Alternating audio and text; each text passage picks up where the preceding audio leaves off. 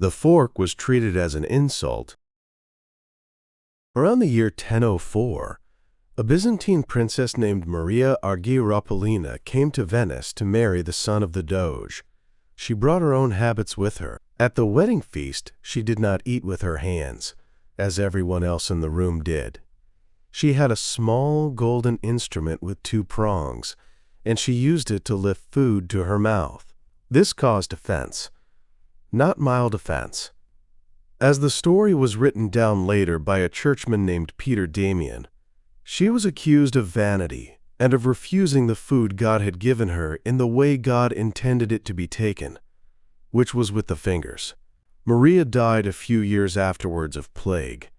Damian, writing decades after the fact, presented her death as a judgment on her pride. That account is the reason we still know about the dinner at all, and it is worth saying plainly that he was writing to make a moral point, not to record a meal. The fork took a long time to recover. It spread through Italy over the next 500 years, mostly because pasta is genuinely difficult to eat with the hands. It reached England around 1611, when a traveler named Thomas Coriat brought one back and was laughed at for it. By the 1700s, it was ordinary across Europe. There is one in every drawer in your kitchen now, and using your fingers instead is the thing that would be remarked on. Sliced bread was banned.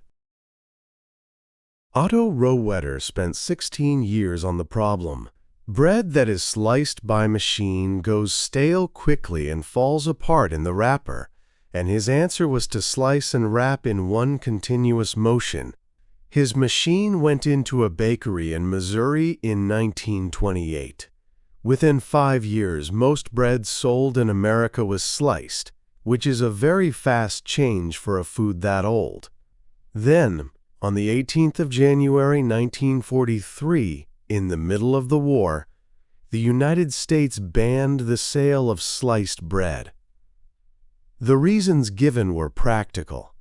Sliced bread needs a heavier wax paper wrapper to stay fresh, and paper was in short supply. The slicing machines used steel and were meant to be replaced with parts that were needed elsewhere. There was also a hope of holding down the price of flour. The ban was unpopular immediately, and in a way that surprised the people who made it. Households had forgotten how to get an even slice. Bakeries had thrown out their knives. Letters were written to newspapers. It lasted less than 2 months. The order was withdrawn on the 8th of March 1943, and the official statement admitted the savings had turned out to be smaller than expected. The phrase about the best thing since sliced bread dates from that period. It was funny at the time because people had just found out what life without it was like. Tupperware failed in every shop. Earl Tupper had a material and a shape and no customers.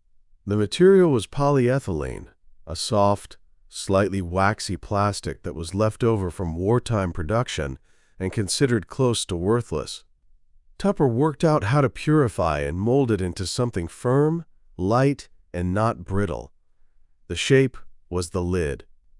He took the idea from the lip of a paint tin, turned it inside out, and made a seal you press down and then push the air out of, so that the atmosphere itself holds it closed.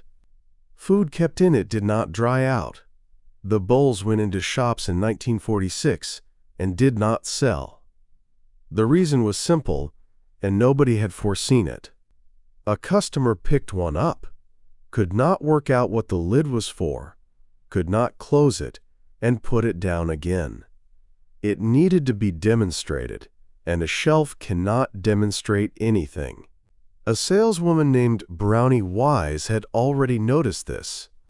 She was selling large quantities of the same bowls in people's houses, at gatherings where somebody stood there and showed you the seal, and burped it, and turned the bowl upside down. In 1951, Tupper hired her and withdrew the entire product line from shops. From then on, the only way to buy it was from a person who had shown you how it worked.